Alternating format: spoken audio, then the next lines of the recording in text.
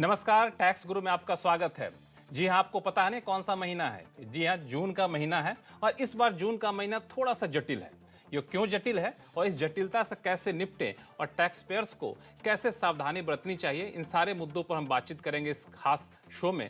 और हमारे साथ होंगे टैक्स एक्सपर्ट शरद कोहली साहब, जो आपके सारे सवालों के जवाब भी देंगे। क्योंकि शरद कोहली साहब हैं तो मान के चलिए जवाब काफ़ी सरल होगा और रोचक तरीके से होगा। इससे पहले कि सवाल जवाब का सिलसिला शुरू करें, टैक्स गुरु के बाकी चीज़ों को शुरू करें, बता दूं कि आखिर अगले आधे घंटे तक ये शो देखना आपके लिए क्यों ज़रूरी है। क्योंकि इस शो में हम बताने वाले हैं 30 जून तक आपको निपटाने होंगे रिटर्न फाइलिंग से लेकर आधार पैन लिंकिंग तक समेत 8 जरूरी काम, वरना हो सकता है भारी नुकसान।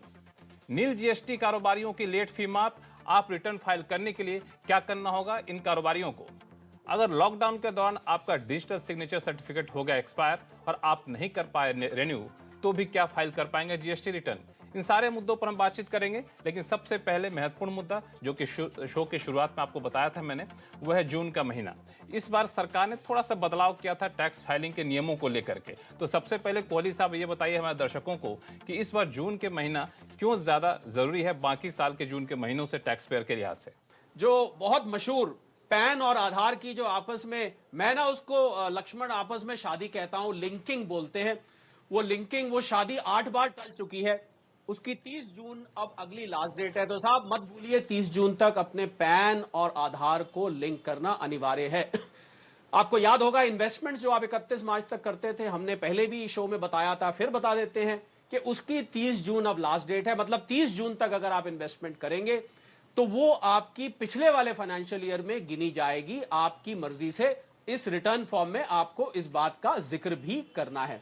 उसके बाद अगर हम आए, इन्वेस्टमेंट हो गया, पैन आधार, रिवाइज रिटर्न और बिलेटेड रिटर्न, उसकी 31 मार्च लास्ट डेट थी। अगर वो डेट आप चूक चुके हैं तो उस रिटर्न की डेट भी 30 जून आपको दी जा रही है। इसके अलावा अगर हम आगे चलें तो फॉर्म 16 जिसकी इशू करने की लास्ट डेट 15 जून होती है लक्ष्मण, वो 15 जून भी अब बढ़ा के, क्योंकि बहुत सारे जो कंपनीज हैं, एम्प्लॉयर्स हैं, वो काम ठीक से नहीं कर पा रहे थे, लॉकडाउन था, कुछ ने आंशिक रूप से काम किया, तो वो फॉर्म 16 भी अब आप इशू कर सकते हैं 30 जून तक। आगे चलें, अगर हम थोड़ा टैक्स से हट के बात करें तो पीपीएफ और सुकन्या समृद्धि योजना जो है, इन दो में अगर आपका अकाउंट है तो 31 मार्च तक अगर आपको कुछ मैंडेटरी डिपॉजिट कराना होता है इन अकाउंट्स में, अगर आपने वो 31 मार्च तक मिस किया है तो आपके पास 30 जून तक का समय है। और अगर इसी पीपीएफ और सुकन्या समृद्धि मान लीजिए आपको एक्सटेंड कराना था, आपकी मयाद जो है वो पूरी हो चुकी है, जो टर्म पूरा हो चुका है, तो उसके लिए भी आपको 30 जून तक का टाइम दिया जाता है। थोड़ा सा और आगे चलें तो उसमें यह देखना है कि 15G और 15H जो आप फॉर्म फाइल करते थे कंसेशनल या नो टैक्स डिडक्शन के लिए, 19-20 फाइनेंशियल ईयर 19-20 का अगर 15H 15G आपका, वो अब 30 जून तक वैलिड रहने वाला है। मुझे लगता है कि कोहली साहब बहुत सारी चीजें हैं जिसका आपको ध्यान रखना होगा। तो एक बात जो मुझे लगता है कोहली साहब दर्शकों को बताना बेहद जरूरी है, वो ये कि 31 मार्च के बाद जो अप्रैल मई जून का महीना है, इस दौरान जो आप निवेश कर सकते हैं उसको आप चाहें तो पिछले कारोबारी साल में भी दिखा सकते हैं या फिर नए कारोबारी साल में भी दिखा सकते हैं, लेकिन किसी एक महीने आपको दिखाना होगा। तो जैसा कि कोहली साहब ने बताया, कई सारी चीजें हैं, आपको इसका खास ख्याल रखना है और इस महीने में टैक्स पेयर्स बेहद सतर्क रहें। अब चलते हैं सवाल जवाब का सिलसिला शुरू करते हैं। सबसे पहले कॉलर हमारे साथ हैं संजय, दिल्ली से फोन लाइन पर जुड़ चुके हैं। संजय पूछिए, क्या सवाल है आपके? नमस्कार जी, संजय बोल रहा हूँ दिल्ली से। मेरा सवाल यह है कि मैंने 2006 में एक प्रॉपर्टी खरीदी थी जो कि पेमेंट मैंने पर जॉइंट नाम पे रजिस्टर करी थी मेरी वाइफ के साथ।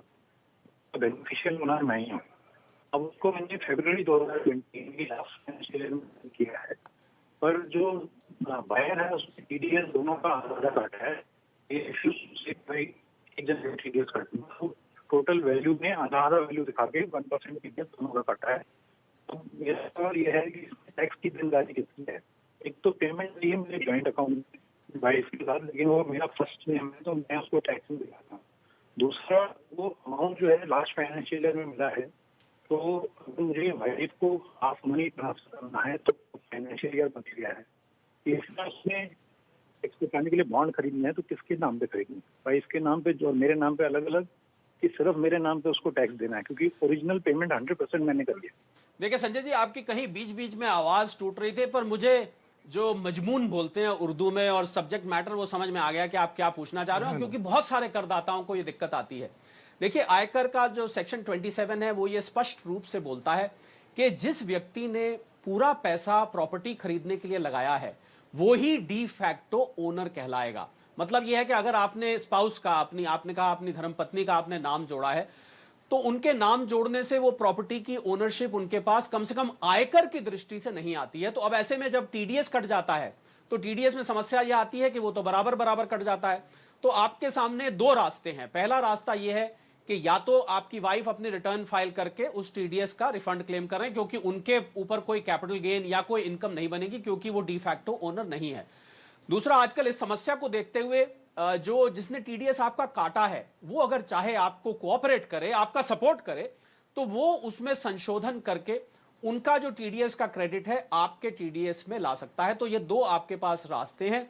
पर सैद्धांतिक रूप से आपको संजय जी बता दें कि जिसके नाम जिसने पैसा लगाया होता है उसी का वो फ्लैट कहलाता है, उसी का वो घर कहलाता है। दूसरे का नाम जोड़ने से फ्लैट की ओनरशिप आयकर की दृष्टि से नहीं आती है। तो आप निश्चिंत रहें, वो अगर नहीं भी कर रहा है संशोधन तो आपकी पत्नी रिटर्न फाइल करके उसका रिफंड ले सकती है।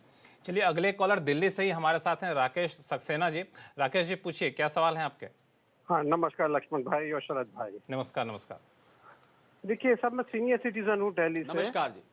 और हर वर्ष 1-2 महीने के लिए अपने एनआरआई बेटे के पास अमेरिका जाता हूँ, और सभी फ्लाइट का खर्चा और वहाँ रहने का वो ही करता है। सुनने में यह है, देखिए पिछले कुछ समय से, कि फॉरेन टूर टैक्सेबल है अब। तो मेरा प्रश्न ये है कि मेरे केस में क्या टैक्सेबिलिटी होगी, और जैसे मैं ITR 2 फाइल करता हूँ तो इसे कहाँ कौन से कॉलम में दिखाना होगा।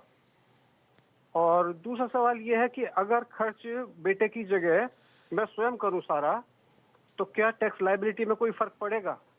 देखिए, नया कानून आया, उसको लेके कंफ्यूजन आपके मन में है कि अगर आप 2 लाख साल का फॉरेन ट्रैवल पे खर्च करते हैं तो अब आपको आयकर विवरणी में, आयकर रिटर्न में अब आपको डिस्क्लोज करना पड़ेगा। पर क्योंकि आपके केस में आप क्या कर रहे हैं कि आप ट्रैवल करते हैं अमेरिका बेटे से मिलने के लिए, या तो बेटा पे करता होगा या आप पे करते होंगे। तो अगर बेटा पे करता है तब तो पुत्र से पिता को गिफ्ट माना जाएगा, मतलब आपको आपका ट्रिप वो स्पॉन्सर कर रहा है, और पुत्र का तो ये मुझे लगता है ड्यूटी भी बनती है कि वो पिता का ट्रिप रीइंबर्स करे। अगर आप अपनी जेब से भी कर रहे हैं तो कोई चिंता की बात नहीं है। रिटर्न में आपको केवल जिक्र करना, जो नए आयकर के फॉर्म आए हैं उसमें ये सेक्शन दिया गया है कि आपने फॉरेन ट्रैवल किया है तो आप उसका मेंशन कर दीजिए। जब आप रिटर्न भरेंगे राकेश जी, तो उस समय अगर आपको कोई समस्या आती है तो टैक्स गुरु लक्ष्मण किसी ना किसी टैक्स गुरु को लेके हमेशा तैयार रहते हैं।